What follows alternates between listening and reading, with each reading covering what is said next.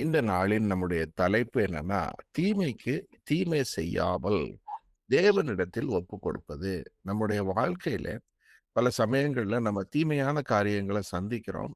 அப்போ நம்ம எப்படி அத பழிவாங்காம, ஏன்னா ரிட்டாலியேஷன் அப்படின்னு சொல்லக்கூடியது என்னன்னா, நம்ம யாராவது ஒருத்தவங்க நமக்கு ஒரு தீமை செஞ்சுட்டாங்க அப்படின்னா, அது நம்மை பாதிக்கிறது. அப்படி பாதிக்கும்போது, நம்ம உலகத்தாரைப் போல, அதற்கு நான் பதிலுக்கு ஏதாவது செய்வேன். ஒன்று செயல்லயோ, சிந்தனையிலயோ எப்படியாவது பழிக்கு பழி வாங்கணும் என்று சொல்லக்கூடிய ஒரு உணர்வு வருகிறது இல்லையா? அது மாம்ச சிந்தை. இந்த மாம்ச சிந்தை தான் பல சமயங்களிலே நம்மை மிகுந்த போராட்டத்துக்குள்ளாகவும், தேவனுக்கு விரோதமான செய்கைகள் உள்ளவர்களாகவும் நம்மை மாற்றி விடுகிறது. இப்படிப்பட்ட காரியங்களை நம்ம வாழ்க்கையில எப்படி நம்ம எதிர்கொள்ளலாம்? ஏன்னா, நம்ம ஒரு சமூகத்துல சேர்ந்திருக்கிறோம். பல பேருடைய மத்தியில நம்ம நடந்து கொள்ளும் பொழுது, பலதரப்பட்ட மனிதர்களை சந்திக்கிறோம். ஒவ்வொரு சூழ்நிலையிலும் நமக்கு எதிராக பேசப்படக்கூடிய வார்த்தையோ, நம்மளுடைய நம்ம நடத்தப்படக்கூடிய விதமோ, நமக்குள்ளே ஒரு வெறுப்பையோ, மற்றவர்களை குறித்த ஒரு கோபத்தையோ கொண்டு வரும் பொழுது, அதை விசுவாசிகளாகிய நம்ம எப்படி கைக்கொள்ளணும் என்பதை இயேசப்பா நமக்கு கற்றுக் கொடுக்கிறார். வாசிப்போம். முதலாவது நம்ம மூல வசனமாக எடுத்துக்கொள்வது என்னன்னா, 1 பேதுரு 2:23. அவர் பாடுபடும்போது பதில் வையாமலும், பாடுபடும் பொழுது பயமுறுத்தாமலும், நியாயமாய் தீர்ப்பு செய்கிறவருக்கு தம்மை ஒப்புவித்தார். ஆண்டவராகிய இயேசு கிறிஸ்துவை பாடுகளுக்கு உட்படுத்தினார்கள். அவரை வார்த்தையினாலே நிந்தித்தார்கள். அந்த நிந்தனைகளின் பொழுதும், பாடுகளின் பொழுதும் அவர் எப்படி சரியாக தேவனுக்கு நீதியோடு நடந்தார் என்பதை நமக்கு கற்றுக் கொடுக்கிறார். என்ன? அவர் பதிலுக்கு எதுவும் செய்யவில்லை. அவர்களை பயமுறுத்தவில்லை. தேவனிடத்தில் தன்னை ஒப்புக் கொடுத்தார். ரோமர் 12 வாசிக்கிறோம். 17, 21 வசனங்கள்ல, ஒருவனுக்கும் தீமைக்கு தீமை செய்யாதிருங்கள். எல்லா மனுஷருக்கும் முன்பாகவும் யோக்கியமானதை செய்ய நாடுங்கள். அதே போல 1 தெசலோனிக்கேயர் 5:15 பார்க்கிறோம். ஒருவனும் மற்றொருவன் செய்யும் தீமைக்கு தீமை செய்யாதபடி பாருங்கள். உங்களுக்குள்ளும் மற்ற யாவருக்குள்ளும் எப்பொழுதும் நன்மை செய்ய நாடுங்கள். நம்மை தேவன் நன்மை செய்கிறவர்களாக மாற்றுகிறார். இப்பொழுது நமக்குள்ளே இந்த தீமையான எண்ணங்கள் வந்தால், நல்ல கிரியைகளுக்கு பதிலாக துர்க்கிரியைகள் வெளிப்பட்டுவிடும். அதிலிருந்து காத்துக்கொள்ளணும். ரோமர் 12 வாசிக்கிறோம். கூடுமானால் உங்களால மட்டும் எல்லா மனுஷரோடும் சமாதானமாயிருங்கள். எல்லா மனிதரோடும் சமாதானம் சாத்தியமில்லை என்பதை இங்க காட்டுது. ஏன்னா கூடுமானால்னு போட்டிருக்கு. அதே மாதிரி உங்களால் ஆன மட்டும்னு போட்டிருக்கு. அப்போ நம்ம சமாதானத்திற்கான முயற்சியை எடுக்க வேண்டும். அங்கே எதிராளி மற்றவர்கள் நம்மளோடு சமாதானம் உள்ளவராக இல்லாமல் போனாலும் கூட, நம்மளால் ஆன மட்டும் முயற்சி செய்ய வேண்டும். அப்போ என்ன நடக்குது? நம்ம நன்மை செய்யும் பொழுதும் சில சமயங்கள்ல தீமையான பேச்சுக்களை சந்திக்க வேண்டியது இருக்கும். மற்றவர்கள் நமக்கு விரோதமாக செய்யக்கூடிய காரியங்கள, நம்ம மனது அளவுல அதனால பாதிக்கப்பட்டு தீமை செய்து விடாம, கூடுமான மட்டும் சமாதானமாக இருக்கும்படி அறிவுறுத்தப்படுகிறோம். பிரியமானவர்களே, பழி வாங்குதல் எனக்குரியது. நானே பதில் செய்வேன் என்று கர்த்தர் சொல்லுகிறார் என்று எழுதியிருக்கிறபடியினால், நீங்கள் பழி வாங்காமல் கோபாக்கினைக்கு இடம் கொடுங்கள். நான் என்னுடைய பழிவாங்குதலுக்கான உரிமையை விட்டு விடுகிறேன். தேவன் பதில் செய்வார் என்று ஒப்புக் கொடுப்பதுதான் ஒரு விசுவாசியினுடைய உண்மையான நிலைமை. நான் மாம்சத்துல இருந்த நாட்கள்ல என்னுடைய நலன்ல நான் தான் அக்கறை கொண்டு என்னால ஆன மட்டும் நான் செய்யறேன் அப்படின்னு சுயமாக முயற்சி செய்யக்கூடிய ஒரு காலத்துல நம்ம இருந்தோம்.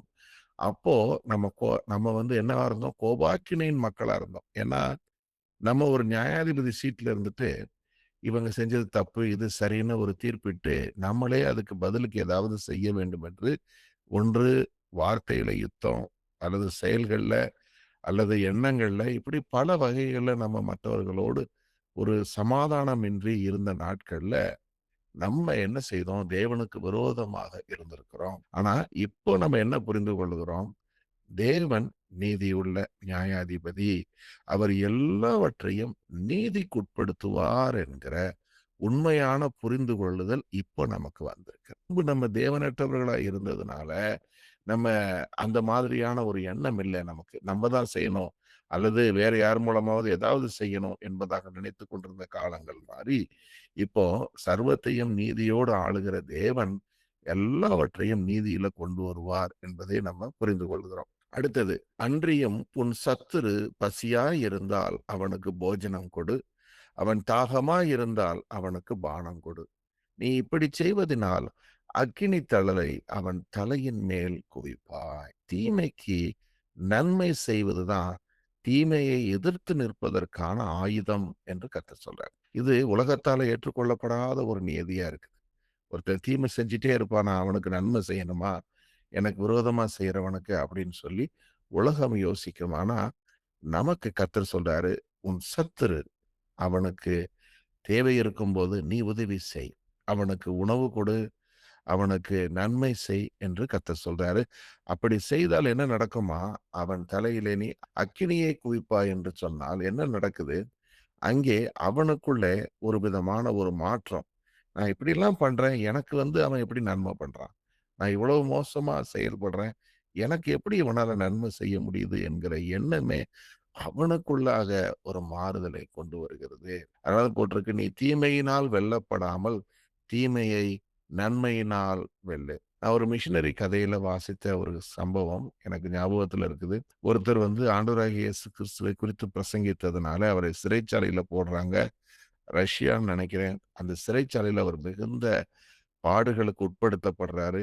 அங்க இருந்த சிறையில இருந்த ஒரு அதிகாரி அவரை அதிகமாய் துன்புறுத்துறார். அவரை ஒவ்வொரு முறையும் ஏளனமா பேசுறது, அவரை எட்டி உதைக்கிறது, விசுவாசத்தை கைவிடும்படி அவரை பேசுறது, இதையெல்லாம் பண்ணும்போது ஒவ்வொரு முறையும் அவர் இதை எதிர்க்காம அமைதியாக எல்லாவற்றையும் சகித்து கொண்டு அந்த சிறை அதிகாரிக்காக அவர் ஜெபம் பண்ணி கொண்டிருக்கிறார். அதை பார்த்த அவருக்கு மனதில் ஒரு பெரிய மாற்றம் வந்தது என்று சொல்லி அந்த சாட்சியில வாசித்தேன். அப்போ இப்படித்தான் நம்மளும் தீமைக்கு நன்மை செய்யும் பொழுது மற்றவர்களுக்கு ஒரு மாற்றத்தை கொண்டு வர முடியும். இப்போ வேதத்துல தீமைக்கு தீமை செய்தவர்களுக்கு என்ன நடந்தது என்று சொல்லி பார்க்கிறோம் சில உதாரணத்தோடு. இப்போ லாமேக்கை குறித்து சொல்லப்படுற வசனம் என்ன? ஆதியாகமம் 4:23-24 லாமேக்கு சொல்றான், எனக்கு தழும்புண்டாக ஒரு வாலிபனை கொன்றேன் அப்படின்னு சொல்லிட்டு. காயினுக்காக ஒரு 7 பழி சுமருமானால் லாமெக்குக்கு 77 பழி சுமரும் என்று ஒரு வார்த்தையை பெரிய ஒரு மமதையில தன்னுடைய மனைவிகள்கிட்ட அவன் சொல்றான். காயின் நம்ம பார்க்கிறோம், அவன் யாரை கொலை செய்தான்? தன்னுடைய சகோதரனை கொலை செய்தான். கொலை செய்தது நிமித்தம் அவன் அந்த நிலத்திலிருந்து துரத்தி விடப்பட்டான். அப்ப சொன்னான், ஆண்டவரே, என்னை நீங்க துரத்தி விடுறீங்க, இனிமே என்னை பார்க்கிறவன் யாரும் என்னை கொன்று போடுவானே அப்படின்னு சொல்லி அவன் சொன்னப்போ கர்த்தர் சொன்னாரு, காயின் மேல ஒரு அடையாளத்தை போட்டாரு, உன் மீது யாராவது கை வைத்தான்னா அவன் மீது 7 பழி சுமரும் என்று கர்த்தர் சொன்னார். அவனுக்கு ஒரு பாதுகாப்பை கொடுத்தார். அவன் நீ தீமையே செய்திருந்தாலும் கர்த்தர் அவனுக்கு ஒரு நன்மையாக அவனுக்கு இந்த மாதிரி ஒரு பாதுகாப்பை கொடுத்தார். ஆனா அவனுடைய சந்ததியில வந்தவங்க அதை எப்படி தவறா அவங்க இது பண்றாங்க அப்படின்னா, அவன் சொல்றான், என்னுடைய சந்ததியில என்னுடைய மூதாதையரான காயினுக்கு 7 மடங்கு சுமரும்னா, எனக்கு எதிரா யாராவது ஏதாவது பண்ணாங்கன்னா நான் 77 முறை பழி வாங்குவேன் அப்படின்னு சொல்றான். அதாவது தன்னுடைய அந்த பழிவாங்குதல் உணர்வை பெருமையாக பேசக்கூடிய ஒரு காரியம். இன்றும் கூட நம்மளும் சில சமயங்கள்ல நான் இப்படி பண்ணா, நான் பதிலுக்கு இப்படி பண்ணிட்டேன்னு சொல்லி அதை பத்தி பெருமையா பேசுவோம். அது தேவனுக்கு விரோதமான செயல். அதற்கு பதிலா ஆண்டவராகிய இயேசு கிறிஸ்து என்ன சொல்றாரு? இதே காரியத்தை அவர் புதிய ஏற்பாட்டுல என்ன சொல்றாருன்னா, உனக்கு சகோதரன் உனக்கு விரோதமா குற்றம் செய்தால் எத்தனை முறை மன்னிக்க வேண்டும் என்று சொன்னால், 7 தரம் மட்டுமல்ல, 7 70 தரம் அதை அப்படியே ரிவர்ஸ் பண்ணி சொல்றாரு. ஏன்னா அவன் 77 முறைன்னு அவன் சொன்னான். இங்க ஆண்டவர் அதை அப்படியே மாற்றி நீ நன்மை செய் என்பதாக. அதே மாதிரிதான் மத்தேயு 5:38 வாசிக்கிறோம். கண்ணுக்கு கண், பல்லுக்கு பல் என்று உரைக்கப்பட்டதை கேள்விப்பட்டிருக்கிறீர்கள். நான் உங்களுக்கு சொல்லுகிறேன், தீமையோடு எதிர்த்து நிற்க வேண்டாம். அப்போ தீமை செய்யக்கூடிய ஒரு மனிதன், அவனுக்கு பின்னால இருக்கிறது என்ன? அந்த தீய ஆவிகள், அசுத்த ஆவிகள் என்ன செய்யுது? ஒரு மனிதன் தீமை செய்ய வேண்டும் என்ற ஒரு எண்ணம் உள்ளவனாய் இருந்தா அவனோடு சேர்ந்து கொள்ளுகிறது. There are dark powers behind the person who is harboring evil in his heart. அவனோடு சேர்ந்து ஒரு கூட்டணியில அந்த அசுத்தாவிகள் செயல்படுது. அதை நம்ம என்ன செய்யக்கூடாது? எதிர்த்து நிற்கக்கூடாது என்று கர்த்தர் சொல்றார். அந்த இடத்துல போட்டிருக்கு, "ஒருவன் உன்னை வலது கன்னத்தில் அறைந்தால், அவனுக்கு மறு கன்னத்தையும் திரும்பக் கொடு." அப்போ தேவன் தான் நம்மை காக்கிறார். ஒவ்வொரு சூழ்நிலையிலும் நம்முடைய பாதம் இடராதபடி அவர் காத்துக்கொள்ள அதனால இந்த இடத்துல நம்ம இயேசுப்பா சொன்ன வழிமுறைய பார்க்கிறோம். சரி, தொடர்ந்து இன்னொரு உதாரணத்தையும் பார்ப்போம். தீமைக்கு தீமை செய்தால் என்ன நடக்கும் என்பதற்கு ஏதோமியர்களும் ஒரு உதாரணம். ஒபதியாவுல கர்த்தர் சொல்றாரு, ஏதோமியர் சகோதரனா இருந்த அந்த ஏசா இருக்காங்க. ஏசாத்திலிருந்து வந்தவங்க தான் இந்த சந்ததியர், ஏதோமியர். இவங்க என்ன செய்றாங்க, இஸ்ரவேலுக்கு ஒரு ஆபத்து வந்த பொழுது, இவங்க சந்தோஷப்பட்டாங்க. அவங்க இவங்களுக்கு உதவி செய்யல. ஆனா அதற்காக சந்தோஷப்பட்டார்கள். அப்ப கர்த்தர் அவங்களுக்கு ஒரு நியாய தீர்ப்ப குடுக்குறாரு. ஒபதியாவுல வாசிக்கிறோம். சொல்றாரு, "நீ செய்தபடியே உனக்கும் செய்யப்படும். உன் கிரியையே உன் தலையின் மேல் திரும்பும்" என்று கர்த்தர் நியாய தீர்ப்பு கொடுத்தார். எதற்காக? மற்றவருடைய தன் துன்பத்தை பார்த்து அவர்கள் சந்தோஷப்பட்டது நிமித்தம் கர்த்தர் கொடுத்த தண்டனை அது. நம்மளும் அப்படித்தான் கூட சில சமயங்கள்ல நம்ம சத்துருவுக்கு ஏதாவது நடக்க வேண்டும் என்று எண்ணம் உள்ளவர்களாக இருந்தால், அதை குறித்து சந்தோஷப்பட்டால் இதுதான் நடக்கும் என்பது. சரி, அதே மாரி நம்ம பழிவாங்க வேண்டும் என்று நினைத்த ஆமானுடைய வாழ்க்கையில சம்பவித்தது இதுதான். மோர்தெக்காயை பகைத்தான். மோர்தெக்காயினுடைய சந்ததியே வேறு இருக்க வேண்டும் என்று நினைத்தான். அவனுடைய சந்ததி வேறு இருக்க போனதை நம்ம எஸ்தர் புஸ்தகத்துல சரி, இதெல்லாம் ஒரு பக்கம் நம்ம தீமைக்கு தீமை செய்தால் வரக்கூடிய விளைவுகள பார்த்துட்டோம். சரி, நான் தீமை செய்ய விரும்பல. ஆனா மற்றவர்கள் செய்த காரியம் என்னை மனதளவுல பாதிக்குதே. அதனால மௌனமான பழிவாங்குதல் என்று ஒன்று இருக்கு. அது என்ன தெரியுமா? மற்றவர்கள் செய்த காரியத்தை மனதிலே தொடர்ந்து நினைத்துக் கொண்டே இருப்பது. அது என்னன்னா, நமக்குள்ளேயே வரக்கூடிய ஒரு எண்ணங்களில் போராட்டம். எண்ணங்களிலே ஒரு யுத்தம். அது என்ன செய்யும்னா, மற்றவர்கள் செய்த காரியத்தை மீண்டும் மீண்டும் நினைவுக்கு கொண்டு வந்து, நம்முடைய செயல்களை நியாயப்படுத்தி, நமக்கு அநீதி இழைக்கப்படுகிறது என்கிற ஒரு எண்ணத்தை தொடர்ந்து கொண்டு வருவதன் மூலம், ஒரு கசப்பு உணர்வை நமக்குள்ள கொண்டு வரக்கூடிய ஒரு காரியம். இதுவும் கூட நம்ம வாழ்க்கையில இருக்கும். இதிலிருந்து நம்ம காத்துக்கொள்ள வேண்டும். அதற்கு நம்ம வாசிக்கிற சில வசனங்கள் மூலமா அதை பார்ப்போம். 2 கொரிந்தியர் 10ல வாசிக்கிறோம். நாங்கள் மாம்சத்தில் நடக்கிறவர்களாய் இருந்தும், மாம்சத்தின்படி போர் செய்கிறவர்கள் அல்ல. எங்களுடைய போர் ஆயுதங்கள் மாம்சத்துக்கு ஏற்றவைகளாய் இராமல், அரண்களை நிர்மூலமாக்குகிறதற்கு தேவ பலமுள்ளவைகளாய் இருக்கிறது. அவைகளால் நாங்கள் தர்க்கங்களையும் தேவனை அறிகிற அறிவுக்கு விரோதமாய் எழும்புகிற எல்லா மேட்டிமைகளையும் நிர்மூலமாக்கி, எந்த எண்ணத்தையும் கிறிஸ்துவுக்கு கீழ்ப்படிய சிறைப்படுத்துகிறவர்களா இருக்கிறோம். எண்ணங்கள் போராட்டத்தை நடத்துது நமக்குள்ளார. நம்முடைய கட்டுப்பாட்டுக்குள்ள எண்ணங்கள் இருப்பதில்லை. கட்டுப்பாடற்ற பல சமயங்கள்ல மனதுல ஓடக்கூடிய போராட்ட குணம், கோப எண்ணங்கள், வெறுப்புகள் இவைகளை சிறைப்படுத்த வேண்டும் என்று ஆண்டவர் நமக்கு கொடுக்கிறார். அடுத்தது தொடர்ந்து பிலிப்பியர் 4:8 வாசிக்கிறோம். நம்ம சிந்திக்கக்கூடிய காரியங்கள் எப்படி இருக்கணுமா? உண்மை உள்ளவைகள் எவைகளோ, ஒழுக்கம் உள்ளவைகள் எவைகளோ, நீதி உள்ளவைகள் எவைகளோ, கற்புள்ளவைகள், அன்புள்ளவைகள், நற்கீர்த்தி, புண்ணியம், புகழ் எதுவோ அவைகளையே சிந்தித்து இதுவும் மைண்ட்ல நம்ம காத்துக்கொள்ள வேண்டிய ஒரு காரியம். அடுத்தது, சரி, அப்படியானால் இந்த விஷயம் என்னை பாதிக்கும் பொழுது அதை நான் எப்படி அங்கதான் நம்ம வாசிக்கிறோம். 1 பேதுரு 5:7 அவர் உங்களை விசாரிக்கிறவராய் இருக்கிறபடியினால் உங்கள் கவலைகளை எல்லாம் அவர் மேல் வைத்து விடுங்கள். அதே மாதிரி நீதிமொழிகள் 20:22 சொல்வது போல, தீமைக்கு சரி கட்டுவேன் என்று சொல்லாதே, கர்த்தருக்கு காத்திரு, அவர் உன்னை ரட்சிப்பார். அப்போ எதிராளியினுடைய கரத்திலிருந்து நம்மை மீட்க போகிறவர் கர்த்தர். நம்ப மனதளவுல பாதிக்கப்பட்டிருக்கும் பொழுதும் நம்மை விசாரிக்கிறவர் அவர்தான்.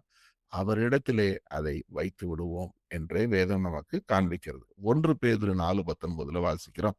ஆகையால் தேவனுடைய சித்தத்தின்படி அனுபவிக்கிறவர்கள் நன்மை செய்கிறவர்களாய் தங்கள் ஆத்துமாக்களை உண்மையுள்ள சிருஷ்டிகர்த்தாவாகிய அவருக்கு ஒப்புக்கொடுக்கிறவர்கள். நம்ப நன்மை செய்து அனுபவிக்கும் பொழுது அது தேவனுடைய பார்வையிலே பிரியமாயிருக்கிறது. அவர் நம்மதிலிருந்தெல்லாம் விடுவித்து காப்பார் என்பதை நமக்கு இங்கு அறிவுறுத்தப்படுகிறோம். சரி, கடைசியாக இதிலிருந்து கற்றுக்கொள்ளக்கூடிய 5 காரியங்கள் இதுதான். உடனடி பதில் கொடுத்தல். ஏதாவது ஒருத்தர் ஏதாவது சொல்ட்டாங்கன்னா, பதிலுக்கு நான் கோபத்துல ஏதாவது திரும்ப பேசுவது, அந்த ஆண்டவராகிய இயேசு கிறிஸ்துவை நிந்தித்த பொழுது அவர் எப்படி அமைதியாக இருந்தாரோ, அதே போல அமைதியாக இருப்பதும், தேவனிடத்திலே ஜெபிப்பதுமான முதல் கருத்தை கற்றுக்கொள்ளுகிறோம். 2வது என்ன? நீதிபதி இருக்கையிலிருந்து விலகி, நியாய தீர்ப்பை தேவனிடத்தில் ஒப்படைப்போம். யாரு சரியா செஞ்சான், யாரு தப்பா பண்ணான்ற ஒரு எண்ணத்த நம்ம விட்டுவிட்டு, அவரிடத்திலே அதை ஒப்புக் கொடுப்போம். தேவன் எல்லாவற்றையும் நீதியில கொண்டு வந்து நிறுத்துவார். அடுத்தது, தீமைக்கு நன்மை செய்வோம். பழி வாங்குதலுக்கு பதிலாக இயன்ற மற்றும் மற்றவர்களுக்கு நன்மை செய்வது. அது நடைமுறையிலே நம்ம செய்யக்கூடியது என்ன? ஜெபங்கள் மூலமா அவர்களுக்கு மறுபடியும் ஏதாவது ஒரு வகையில உதவி செய்வதன் மூலமா நம்ம செய்யும் பொழுது நம்ம பார்க்கிறோம், பகைவனுடைய தலையில நம்ம எரிதழலை குவிக்கிறோம் என்று சொல்லி. அடுத்தது என்ன? பாவங்களின் சுழற்சி அல்லது மன்னிக்காமையினால் வரக்கூடிய அந்த ஒரு ரிட்டாலியேஷன், அந்த மைண்ட்ல வரக்கூடிய போராட்டத்தை உடைக்க வேண்டும். அது என்ன? மனதளவுல நான் பாதிக்கப்பட்டிருந்தா, இதே சிந்தனைகள் மீண்டும் மீண்டும் வருதா? ரிபிட்டேட்டிவ் தாட்ஸ் நடந்த சம்பவத்தை குறித்து வந்தால், அதை தேவனிடத்திலே ஒப்புக் கொடுத்து, அந்த சிந்தனையை நாம் சிறைப்பிடிக்க வேண்டும். அன்கண்ட்ரோலபிள் தாட்ஸ் வந்து can lead to serious harm. அதை நம்ம உடனடியா மைண்ட் ரெல்ம்ல ஃபர்ஸ்ட் அதை கண்டுபிடிக்கணும்.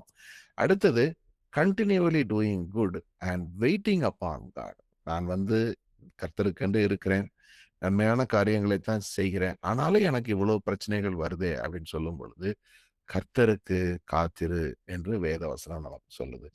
ஏன்னா தேவன் நீதி செய்வார், அதற்கென்று ஒரு கால அளவை அவர் குறித்து வைத்திருக்கிறார். ஆகையினாலே நாம் அவருக்காக காத்திருப்போம். அவருடைய பலத்த கைக்குள் அடங்கியிருங்கள் என்ற வார்த்தையின் மூலம் அதை நம்ம கற்றுக்கிறோம். ஆமென்.